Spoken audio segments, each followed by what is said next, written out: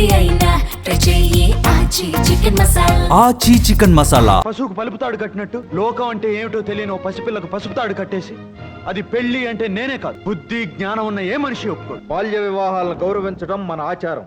అనురాగంతో పెనవేసుకుని కలిసిపోయిన రెండు మనసుల్ని విడదీయటం ఆచారం కాదు, మూఢత్వంతోనూ మూర్ఖత్వంతోనూ కొందరు బలైపోయారని అందరూ బలి కావాలని కోరుకోవటం న్యాయం కాదు, అన్యాయం.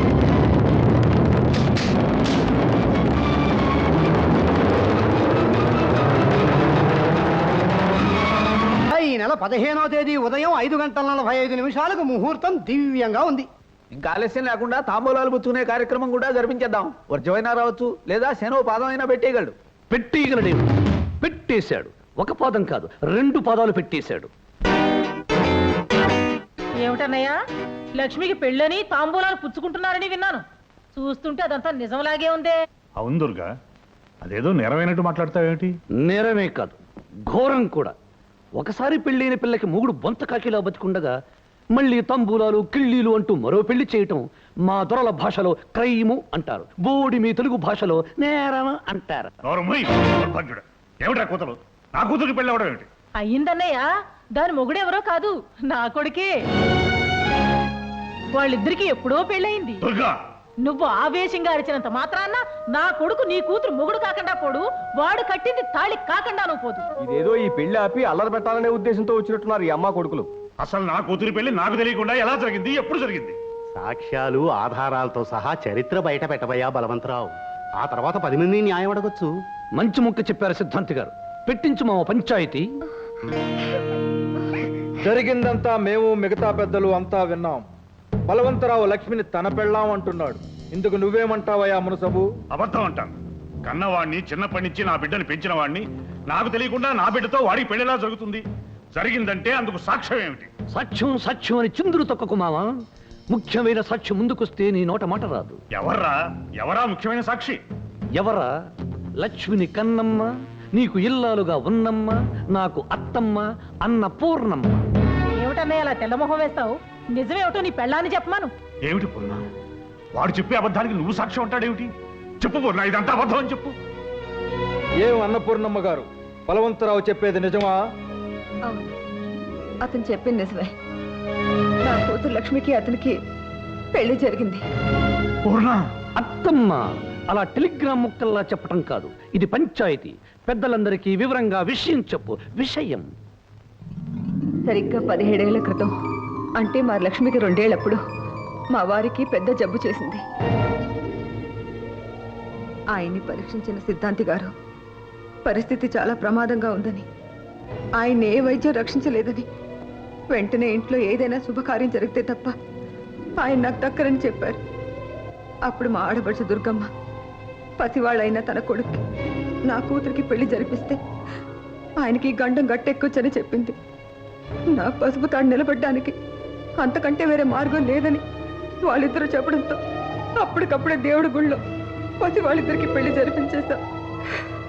ఆ విషయం మాలోనే రహస్యంగా ఉంచాలనుకున్నా. నేను చేసింది తప్పో ఒప్పో నాకు తెలీదు. కాకపోతే ఒక ఆడదానిగా నా పసుపు కుంకుమలు నిలబెట్టుకోవాలని అప్పుడు ఆ పని చేశానండి. విన్నారుగా మా అత్తమ్మ చెప్పినదంతా. దీన్నే మా దొరల భాషలో ఫ్లాష్ బ్యాక్ అంటారు, బోడి మీ తెలుగు భాషలో గత చరిత్ర అంటారు.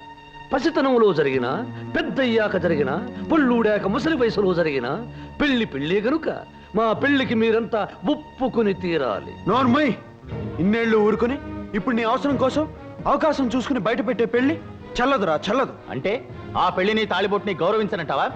మనసు తెలిసి చేసుకునేది పెళ్లి, ఇష్టపడి మెళ్ళలో కట్టించుకునేది తాళి. అంతేగాని పశువుకు పలుపుతాడు కట్టినట్టు, బొమ్మకు గుట్టపీలకు చుట్టినట్టు లోకం అంటే ఏమిటో తెలియని ఓ పసిపిల్లకు పసుపుతాడు కట్టేసి అది పెళ్లి అంటే నేనే కాదు బుద్ధి జ్ఞానం ఉన్న ఏ మనిషి ఒప్పుకోడు. ఏమది? బాల్య వివాహాలను గౌరవించడం మన ఆచారం. అనురాగంతో పెనవేసుకుని కలిసిపోయిన రెండు మనసుల్ని విడదీయటం ఆచారం కాదు, దురాచారం.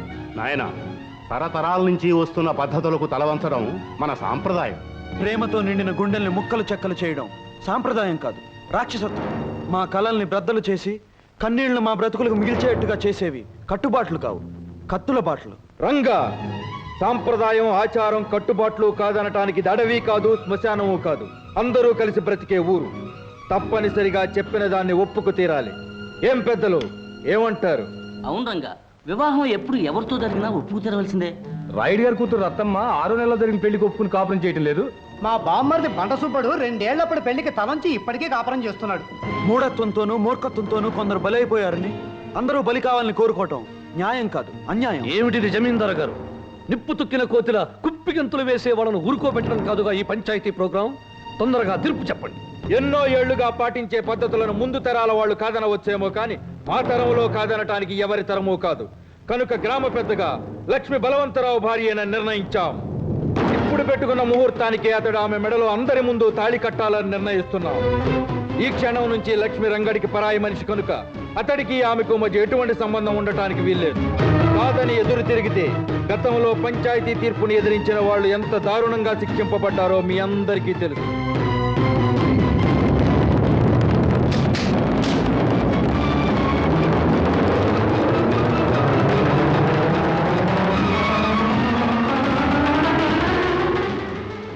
మామ విన్నారుగా?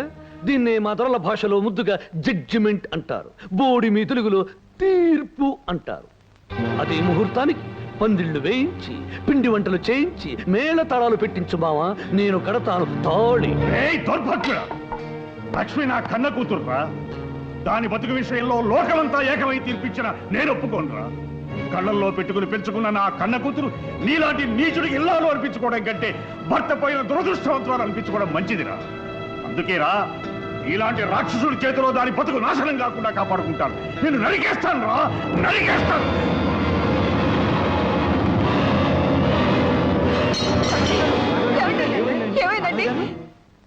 అమ్మా, అయ్యగారికి పక్షవాతం వల్ల కుడికాలు కుడి చెయ్యి పడిపోయాయి. ఆ తైలాన్ని గనక 2 పూట్ల మర్దన చేస్తే కొంతకాలానికి గుణం కనిపించచ్చు. నేను వస్తానమ్మా. అమ్మా లక్ష్మి, నాకిలా అయిందని ఆ పెళ్లికి నువ్వు తలవంచొద్దమ్మా. ఆ పాపిష్టి వాళ్ళ మాటలు, ఆ పంచాయతీ పెద్దల తీర్పు అంతా కుట్ర. వాటికి కట్టుబడి నీ బ్రతుకు అన్యాయం చేసుకోకమ్మా. నీ మనసుకు నచ్చిన మనిషినే పెళ్లి చేసుకుని సుఖపడమ్మా.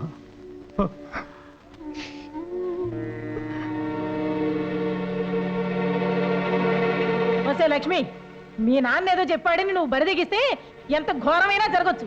చిన్నప్పుడు పెళ్లి కాదనందుకి కాలు చెయ్యి పడిపోయింది. నువ్వు ఇంకో పెళ్లికి సిద్ధపడితే మీ నాన్న ప్రాణాలే దక్కో. చిన్నప్పుడు పెళ్లి కాదనందుకి కాలు చెయ్యి పడిపోయింది. నువ్వు ఇంకో పెళ్లికి సిద్ధపడితే మీ నాన్న ప్రాణాలే దక్కో. కోడల పిల్ల, నీ గురించి గుర్రం పడితోలే రంగడు వచ్చాడు.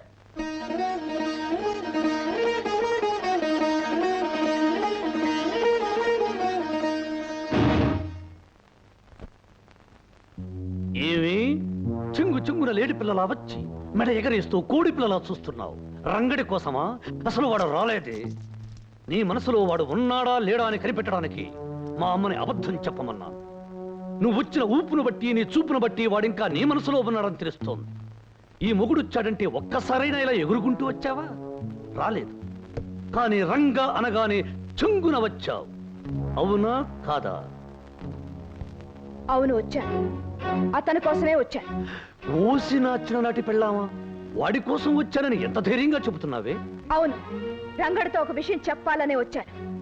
ఒకప్పుడు దేవాలయంలో ఉండే ఈ ఇల్లు ఈ మధ్య అరణ్యంలా మారిపోయిందని, ఇక్కడుండే మనుషుల మధ్య మానవత్వం లేని మృగాలు వచ్చి మకాం పెట్టాయని చెప్పడానికే వచ్చాను.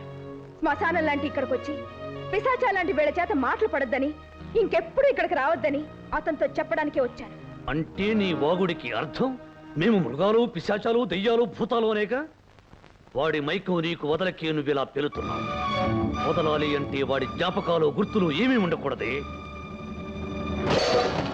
దీన్ని మా దొరల భాషలో బ్రేకింగ్ అంటారు. బోడి మీ తెలుగు భాషలో పగలగొట్టడం అంటారు.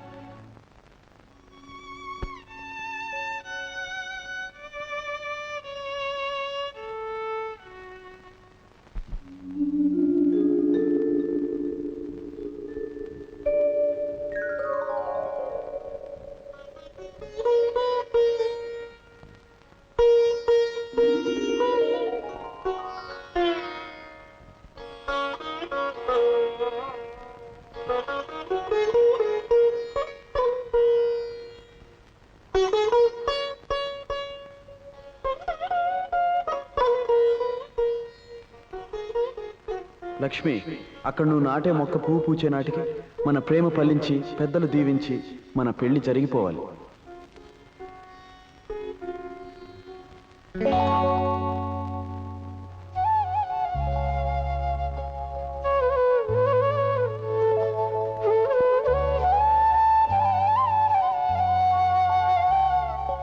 లక్ష్మి, కళ్ళ ముందున్న ఆ పువ్వుని చూస్తుంటే నీకేమైనా గుర్తుకొస్తుందా? లక్ష్మి, మన ఆశలకు రూపమైన ఆ పువ్వు ఏమడుగుతుందో తెలుసా? తను పూచే సమయానికి ఒకటి కావాలనుకున్న మనం ఎందుకు కాలేదు అని అడుగుతుంది. జవాబు ఏం చెప్తావు లక్ష్మి? తను పుయ్యకు ముందు మొక్క నాటేటప్పుడు చెప్పుకున్న మాటలు, చేసుకున్న భాషలు ఎందుకు చెరిగిపోయాయి అని అడుగుతుంది. జవాబు ఏం చెప్తావు లక్ష్మి? ఏమని చెప్పను, ఎలా చెప్పను? ఒకప్పుడు మోగదాన్నై మాట్లాడలేకపోయాను, ఇప్పుడు మాట్లాడలేక మోగదాన్ని అవుతున్నాను. ఇలాంటి ప్రశ్నలకు జవాబు చెప్పాల్సిన పరిస్థితి వస్తుందని తెలుసుంటే ఎప్పటికీ మోగదానిగా మిగిలిపోయేదాన్ని. రంగా, మిగిలిపోయేదాన్ని. ఏమిటే కోడల పిల్ల, పొద్దున్నే గుమ్మం బయట పరాయి మగడితో పరాచకాలేమిటి? మళ్ళీ పంచాయతీ పెట్టించి గొడవ పెడితే మంచం మీద ఉన్న మీ నాన్నని బయట చాప మీద పడుకోబెట్టి తల దగ్గర దీపం పెట్టాల్సి వస్తుంది. జాగ్రత్త. రంగా, కొన్ని పువ్వులు పూయకుండా రాలిపోవడమే మంచిది. ఝన్ ఝన్ ఝన్ తెలుగు 1